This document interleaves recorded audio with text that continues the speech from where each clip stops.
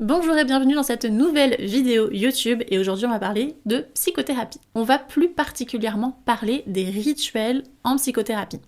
Qu'est-ce qu'un rituel? C'est un exercice thérapeutique qui permet un ancrage, un retour à soi et qui permet surtout de décharger au maximum les émotions. Donc on part sur du mieux-être. C'est quelque chose que je conseille beaucoup à mes clients, surtout quand ils souffrent d'anxiété et c'est quelque chose que j'applique dans mon quotidien. Pour vous expliquer un petit peu pourquoi je les applique, je suis quelqu'un d'assez anxieuse, voire même très anxieuse, et en plus de ça, j'ai le côlon irritable et récemment, on a découvert que j'avais aussi de l'endométriose digestive, ce qui fait que j'ai des douleurs assez importantes au niveau du ventre que j'ai depuis des années, et j'ai dû moi aussi mettre en place des rituels pour m'aider à gérer ma douleur, à gérer la fatigue que ça procure, les problèmes de concentration, et puis le stress forcément qui augmente par moment. Et en plus de tout ça, j'ai aussi des insomnies. Donc, j'ai pas trop le choix de mettre en place des petits rituels pour m'aider à gérer un petit peu tout ça.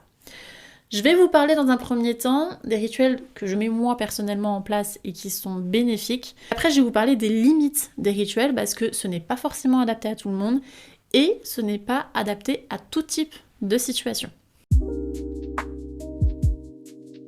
Les rituels que moi personnellement je mets en place, il y en a plusieurs. Il y a notamment la lecture. J'essaye de lire tous les jours.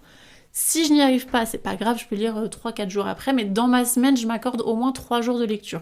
Pourquoi? Parce que c'est un moment pour moi où je peux décharger mes émotions. Je me coupe un petit peu du monde, je me retrouve avec moi-même et c'est vrai que ça me fait beaucoup de bien. Quand je ne lis pas pendant plusieurs jours, ce qui va se passer dans mon corps, c'est que je vais avoir déjà beaucoup trop d'émotions et je vais être à la limite du surmenage. Je vais avoir l'impression que je vais exploser parce que j'ai pas assez déchargé. Moi, ma manière de décharger, c'est la lecture et l'isolement. Un autre truc que je fais beaucoup, si j'ai pas le temps de lire, c'est que je vais regarder des vidéos YouTube pour me détendre. Il y a notamment Plandy, que j'aime beaucoup regarder. Alors Plandy, c'est une coréenne qui fait des vidéos un petit peu lifestyle, et j'aime beaucoup ses vidéos parce que c'est très calme, c'est très apaisant, elle fait un peu de cuisine, des fois elle fait ses courses, des fois elle fait de la couture.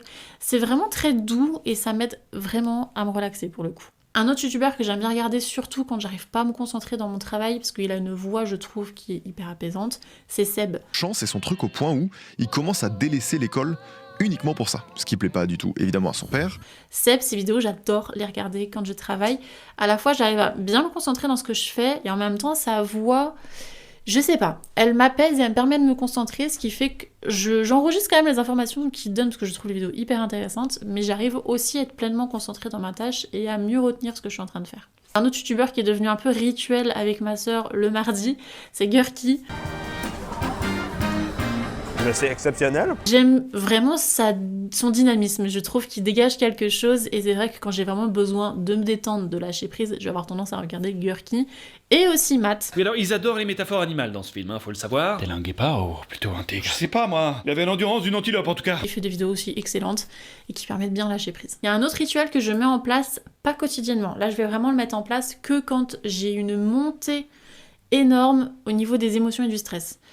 Là, je vais faire de la méditation, mais une méditation, pour moi, qui marche le mieux, c'est quand je suis dans mon lit le soir, je mets mon casque sur les oreilles, une musique douce, et je me laisse porter par la musique. Ça m'aide à décharger mes émotions, des fois ça me permet de pleurer, alors que des fois j'arrive pas à pleurer pendant des mois et des mois. Je fais un petit reset en faisant ça, donc je le fais pas tout le temps, c'est par moment. Quand je vais le faire, ça va être plusieurs soirs d'affilée pour vraiment bien décharger, mais je vais pas le faire tous les jours non plus. Et ça se peut que pendant 2 mois, je ne fasse pas de méditation parce que je n'en ressens pas le besoin. Mais c'est un rituel, dès que j'ai une émotion forte, je fais de la méditation. Et une activité quotidienne que j'aime bien, qui me permet vraiment de lâcher prise, ça va être la marche, quand je suis pas trop fatiguée, et la musique. La musique, c'est vraiment quelque chose que j'écoute tous les jours, qui m'aide à la fois à me détendre, qui me permet de donner un petit peu de dynamisme par moment. Et puis je sais pas, ça rythme ma journée, donc j'écoute la musique dans la voiture, la musique quand je travaille, et même à la maison, j'ai toujours des musiques dans la tête, et j'écoute toujours des playlists. Donc du coup, la musique, elle m'aide à rythmer un petit peu mon quotidien et à me détendre, tout simplement. Tout ça, c'est mes rituels, comme je vous dis, que je peux faire soit quotidiennement, soit par moment. Eux, c'est vraiment ceux qui vont le plus m'aider sur mon anxiété, sur la fatigue, etc. Maintenant, je vais vous parler des rituels que j'aime, mais que j'ai associés à un repère vivant. Et c'est là où je voudrais appuyer, c'est que quand on associe un repère vivant avec un rituel, Ça peut être compliqué quand on ne voit pas justement cette personne. Parce que du coup, le corps va pas comprendre ce qui va se passer et là, on a l'anxiété qui revient ou les émotions qui reviennent plus. Personnellement, moi, c'est mon cas, notamment avec mon premier repère qui est mon chat, qui fait dodo juste ici actuellement. Mon chat, c'est vraiment mon petit bébé, ça fait 12 ans qu'elle est dans ma vie et elle a vu toutes mes étapes. Soit elle m'a vue triste, elle m'a vue en colère, elle m'a vue super joyeuse. Et j'ai un rituel assez particulier, c'est que tous les matins, la première personne que je vois, c'est mon chat. Je commence ma journée par dire bonjour à mon chat et je finis ma journée par dire bonne nuit à mon chat. C'est vraiment la dernière personne que je vais aller voir. Enfin, dernier être vivant que je vais aller voir. Ce qui fait que quand je ne dors pas chez moi ou que mon chat n'est pas là, mon anxiété revient plus. Et c'est ça le danger. C'est que du coup, à chaque fois que je la perds de vue, je suis bouleversée au niveau des émotions. Ça me met dans un état, mais pas possible. J'arrive à prendre le dessus, bien évidemment, mais ça me laisse en arrière-plan un mal-être. Et c'est ça qu'il faut vraiment éviter au maximum. Petit exemple, je suis partie récemment à Paris avec ma grande sœur pour voir le concert d'Outa. Petite image.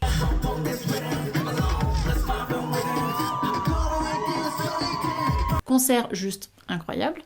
Sauf que j'ai pas pu emmener mon chat en concert, bien évidemment, sinon ce serait bizarre. Et du coup, le fait de ne pas la voir, déjà toute la semaine, j'ai été dans un état de stress pas possible, et le fait de savoir que le matin, j'allais lui dire au revoir et que j'allais pas la voir pendant 2 jours, ça m'a mis dans un état de stress hyper important. J'ai eu mal au ventre, j'arrivais pas à dormir, ça m'a vraiment mis dans un état vraiment pas bien. Donc bien sûr, j'ai profité du moment, j'ai adoré le concert, on a passé un super moment avec ma soeur à Paris, mais j'avais en arrière-plan ce mal-être qui était revenu et qui était bien ancré, qui a disparu quand j'ai revu mon chat. C'est pour ça que je vous dis que c'est un danger dans le sens où on peut avoir l'effet inverse de notre rituel. Et des rituels comme ça, j'en ai plusieurs. Donc je vais vous les lister et je vais vous expliquer pourquoi c'est bien et pourquoi c'est pas bien. J'ai un autre rituel qui va être la musique pour dormir. Alors c'est pas tout le temps, mais il y a des moments où j'ai besoin de dormir avec de la musique. Là c'est le cas en ce moment, ça va faire 1 mois que c'est comme ça. Et quand je pars en week-end, quand je pars en vacances avec des personnes et que je suis amenée à dormir avec quelqu'un, parce que de base je dors toute seule, je peux pas écouter la musique. Et ça me stresse. Donc c'est un rituel qui devient handicapant. Dans le sens où le fait de savoir que je vais devoir m'endormir sans musique, je sais que je vais pas réussir à dormir correctement, mon sommeil va pas être réparateur, le lendemain je vais être en crise. Donc pour moi, c'est du négatif. Ce rituel, dans mon quotidien, il me fait énormément de bien. Mais si on change mon quotidien, il devient problématique. Autre exemple, le matin. Moi, le matin, c'est un matin très slow, j'ai besoin de prendre mon temps le matin. J'ai mon réveil à 7h15, je me lève en réalité à 8h. Alors pourquoi je laisse autant de temps ? Parce que j'ai besoin d'avoir le temps de me réveiller, de pratiquer ma respiration, d'étirer mon corps, d'y aller tout doux. Pour moi, le fait de réveil sonne, je me lève, je me mets tout de suite en action, c'est angoissant. Donc je prends ce temps-là le matin pour commencer la journée plus sereinement. Et parfois, je ne peux pas avoir ces moments-là le matin parce que je vais être en vacances, donc il va y avoir d'autres personnes qui vont dépendre de moi. Je vais partir, je sais pas, en formation, je vais avoir un rendez-vous et je peux pas prendre ce temps-là pour moi le matin. Un exemple tout bête, j'étais partie avec mes sœurs et mon grand-père en vacances. Le matin, même si ma grande sœur m'a permis quand même de le faire, je pouvais pas prendre mon temps puisque fallait que j'aide mon papy à prendre son petit déjeuner puisqu'il a besoin d'aide. Fallait être actif dès le matin. Et pendant tout le séjour, j'ai pas pu me sentir sereine dès le matin, donc j'ai été stressée toute la journée. Ça s'est joué sur mon corps puisque j'avais des crises, j'étais gonflée de partout, j'étais extrêmement fatiguée parce qu'on m'avait pas laissé le temps de me lever tranquillement. Et encore, ma grande sœur, elle a fait à ma place quand même un petit peu, mais j'ai pas eu ce moment où je peux vraiment prendre mon temps le matin. Là encore, c'est un rituel qui est important pour moi au quotidien parce que ça m'aide, mais qui n'est pas adapté à toutes les situations, donc qui peut devenir problématique. Donc tout ça pour vous dire que les rituels, c'est hyper important et ça aide globalement toute problématique. Mais ça a ses limites. C'est quelque chose que je recommande bien évidemment, mais il faut aussi par moments réussir à se détacher de ces rituels en fonction de certaines situations pour ne pas empirer la situation. Donc s'il vous plaît, si vous avez des rituels thérapeutiques, il faut que ça reste un outil, d'accord ? Il ne faut pas que ça devienne une habitude ou une routine, puisque le jour où on vient casser cette routine ou casser vos habitudes, toute l'anxiété, toutes les émotions que vous aurez réussi à canaliser ressortiront, parce que votre cerveau ne va pas comprendre pourquoi d'un coup vous ne pouvez plus faire ces rituels-là. Alors pas de panique, c'est quelque chose qui est totalement normal en thérapie, parce qu'on habitue le cerveau à de nouvelles habitudes. Donc du coup, forcément, quand on vient les casser, il se dit « qu'est-ce qui se passe ? Pourquoi on est en train de tout changer alors qu'on a déjà changé les choses ?» Donc ça, c'est normal. Mais il ne faut pas que ça vienne empirer les situations. C'est pour ça que par moment, c'est important d'espacer le temps des rituels. J'espère que cette vidéo un petit peu psychoéducative vous aura plu. Mon objectif, c'était vraiment de vous parler de ces rituels-là et de parler des limites, parce qu'on n'en parle pas assez, je trouve, de ces limites-là. Et des fois, ça peut un petit peu choquer dans le quotidien. Si ça vous a plu, n'hésitez pas à mettre un petit j'aime et puis à vous abonner. Et n'hésitez pas à mettre un commentaire en partageant pourquoi pas vos rituels ou à me poser des questions sur la thérapie, la psychologie, ce que vous voulez. Je prendrai le temps de répondre. On se retrouve dans une prochaine vidéo sur un nouveau thème, je ne sais pas encore sur quoi. En attendant, prenez soin de vous et posez-vous les bonnes questions sur vos rituels.